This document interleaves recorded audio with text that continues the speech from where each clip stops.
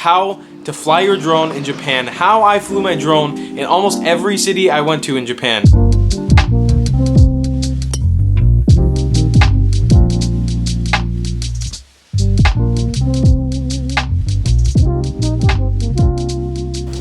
Konnichiwa, ladies and gentlemen. Welcome back to our last video here in Japan. We are in Osaka, Japan. We're having a great time. We've been enjoying the trip so much. The last video you guys saw, we were just doing a convenience store haul. We were about to head out to the airport. We're in an undisclosed location right now. Just a few minutes to record this video before we leave Japan. In this video, all I want to talk to you guys about is how to fly your drone in Japan, how I flew my drone in almost every city I went to in Japan. I'm gonna give you guys kind of the insider scoop, what I had to learn, the lessons I had to go through to fly my drone in Japan, and that's what I'm gonna talk to you about. If you wanna stick around to the end, I'll touch briefly on the fact that we're leaving Japan, and I'll give you guys kind of a sad little goodbye note. So without further ado, let's get right into how I flew my drone in the beautiful country of Japan.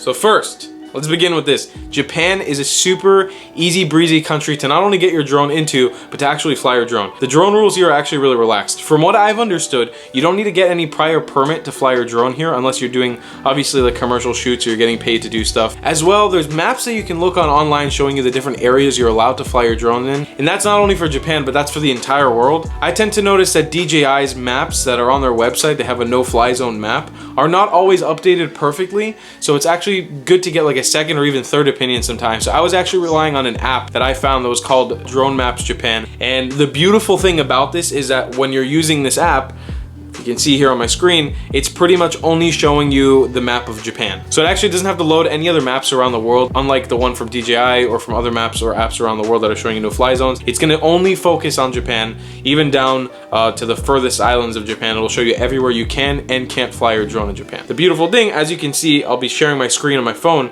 If you kind of look around here in Japan, a lot of Japan is perfectly fine to fly in because Japan has a lot of big cities, but that's where also most of the populations live, is in the big cities. So when you go outside of it, most places are pretty much clear to fly in, which is a really, really nice thing. If we go all the way up to Sapporo and kind of the northern areas of Japan, it's completely clear. And all the way down south, you have those little areas that are kind of congregated with airports and stuff. But besides that, a lot of it's really easy to get away with. And even within the big cities, let's say if we zoom into Kyoto, for example, you'll see that there's these little pockets where you can get away with flying your drone. A perfect example of a city I really wanted to fly my drone in, but I wasn't sure if I was going to be able to, was Hiroshima. It was just around cherry blossom season, or the blooming of the cherry blossoms that week that we were in Hiroshima. It was beautiful, sunny weather, but we were in the middle of a big city. So getting out of it and flying and getting views of the city were kind of hard.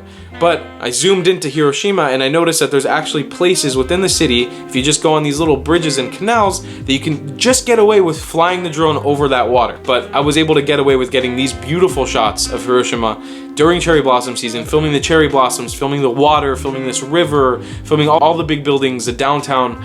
I mean, this is gorgeous footage. It's really hard to get if you're doing it otherwise. But that's kind of the mantra of flying your drone in Japan, I think, is being clever and finding the more creative spots and creative ways. Just to let you guys know, I'm working with the DJI Mavic Air.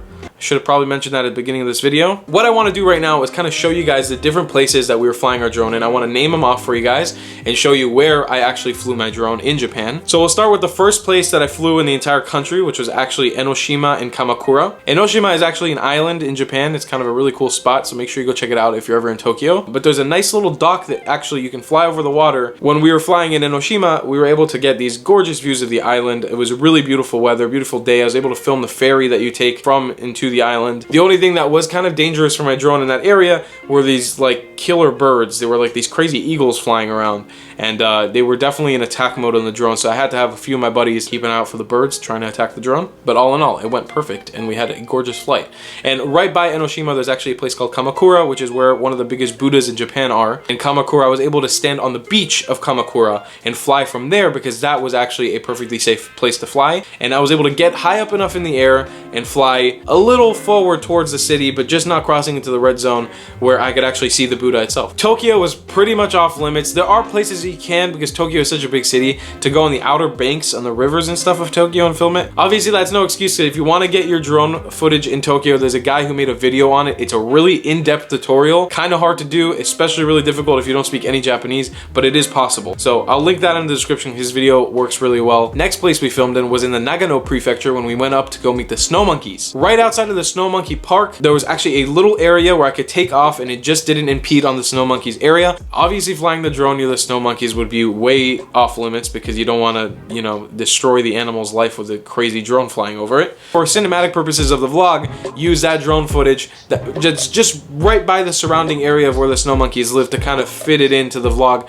making it almost seem like I was filming in the snow monkey area. And once again, if we zoom into the map, you can see Nagano is a big prefecture in Japan with a big city in it, and you can see there's a lot of red around in the area, but there's also a lot that's clear, and where the snow monkeys are is pretty much all clear. So you're pretty much safe. You just always have to keep that eye out. You want to make sure where the prefectures end, where they begin, and where you can and can't film. Next place that we want to cover is the infamous and famous Mount Fuji. We went to the town of Fujiyoshida, which is kind of one of the bases of going up and ascending to Mount Fuji, or seeing Mount Fuji from afar. And the drone footage from this has to be some of my favorite drone footage from all of Japan. You can see Fuji in its full extent. I was able to get beautiful footage of Choreta Pagoda, which is that really famous pagoda, the red pagoda that sits right next to Mount Fuji. So I was able to get absolute gorgeous footage. That is actually not a no-fly zone at all, but I should mention this right now. Flying in or around shrines can be seen as a bad thing. So just make sure you look, Google some questions before you fly in areas like that, and just see if there's a lot of people, a lot of locals, people praying or not in those areas, because it can be seen as disrespectful. The nice thing about this Fujiyoshida area, that a lot of places had beautiful views of Fuji and were completely fine to fly in. As you can see, actual Mount Fuji itself on this map is completely fine to fly your drone in. As you can see, pretty much the entirety of the town of Fujiyoshida is covered in a no-fly zone. But if you walk right outside of the town, which is really easy to do because it's a tiny little town in the mountains, you can fly and get absolutely beautiful footage of the town itself and of Mount Fuji, as you can see with this. Just an absolutely amazing experience. Once again, if you're coming to Japan as a filmmaker with your drone, don't be scared. You can fly it. You just have to be respectful. You can get incredible drone footage just like this. I did, like I mentioned, get a lot of footage when we went to our next city, which was Hiroshima. In Hiroshima, I got absolutely incredible footage. I think my favorite drone footage from Japan, besides Mount Fuji, came from Hiroshima. It's just absolutely beautiful, stunning shots, but obviously I've already covered that, so we don't need to talk about that again. Right by Hiroshima, there was also this beautiful place called Miyajima Island. We took a ferry there. I got beautiful footage of the ferry. I was able to fly throughout the whole island because none of it was under a no-fly zone. The Great Torii Gate, or the Miyajima Shrine that's in the water. This thing, you wouldn't think you'd be able to get so close with a drone, but it's actually not a no-fly zone at all. It's completely clear to fly here. But once again, because it is a religious spot, you just keep your distance, you stay safe, you don't try to impede on people, don't fly directly over the holy site. Now, moving back to the east, we went back to Kyoto and Osaka. In Kyoto, there were beautiful places to fly my drone. I found one specific place that matched the best for me, which was right outside of Fushimi Inari Shrine.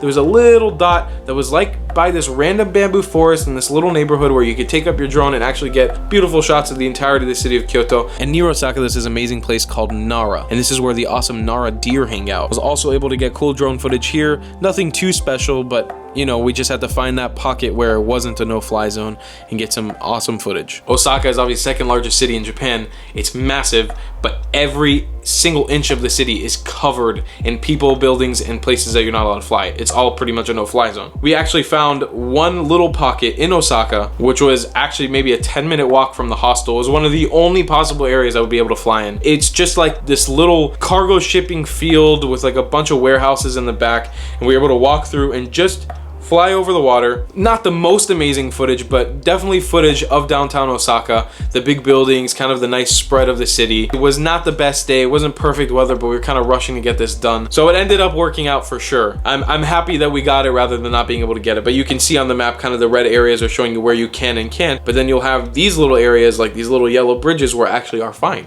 So you can hop on one of those. And if you want to get even more creative, you could actually look at the sides of these rivers and these little banks. As long as you're taking off from those banks of the river and you're flying over the water and you're not flying into or out of those red zones, you're gonna be completely fine. You can get away with drone footage. And that pretty much covers the drone footage I was able to get in Japan. So I wanna say this about flying your drone in Japan. Please do your best to be respectful. If you're in an area with a lot of people, don't fly over people's heads. That's just a normal thing that you don't do with a drone in general. Practice safe drone flying. Make sure there's no planes or airplanes or helicopters in the area, or birds for that example. Be respectful to people, because Japanese people tend to be very polite, and they're probably not gonna tell you off unless it's a police officer and you're flying in an illegal place. But obviously be respectful to neighborhoods and to people flying. Don't be an asshole. Don't walk in and just start buzzing your drone around in loud places as much as you can. I think in Japan it's more of like efficiency and finishing and getting those shots you need as fast as you can, and then getting out of there without bothering people. Drones already have this weird stigma behind them around the world, so I don't know how stigmatized it is in Japan, but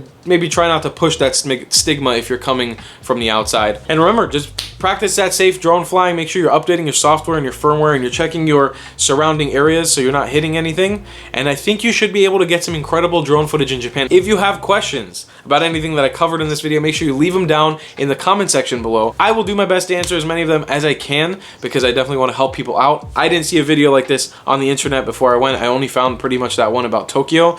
The rest of it I had to do by trial and error and kind of flying it as much as I could while I was out there. So I'm happy to provide you guys with something that I can give back and help out in a sense. Also, quick, just 1 minute note. Japan was an absolutely incredible country. It exceeded every single one of my expectations. I seriously fell in love with this country, with the people, with the food, with the culture. I had so many preconceptions about this country before coming because of my experience in the Philippines. I was expecting to come and just be treated not so warmly and not receive that warmth and kindness from people like I did in the Philippines, but I have to say that it really exceeded my expectations. People were so nice and so respectful and so helpful, and I truly have to say that every single time in Japan, when we walked into some type of trouble or we had some type of problem, the people of the country were able to turn that around and make me smile and make a bad day or kind of a crappy day into a really happy day. So I'm so happy that we came here. I'm so happy that we explored the country the way we did. I hope that we showed you guys an awesome vlog series. I know a lot of you guys really enjoyed it, especially that Love Hotel video that's currently at like almost 500,000 views. I don't know why. And with that, we're gonna say goodbye to Japan. Tonight we fly. We'll see you in that one. I want to say I love you a long time. Make sure you can check out thetravelingcloud.com if you want to buy some merchandise. You get yourself a hoodie, a shirt, it's whatever you want. Make sure you turn on those notification buttons so you don't leave, so you don't forget, and you see the videos when they come out. And no Japanese word of the day, because this is the last one, and I'll see you guys in the next one. Goodbye, class. I love you a long time.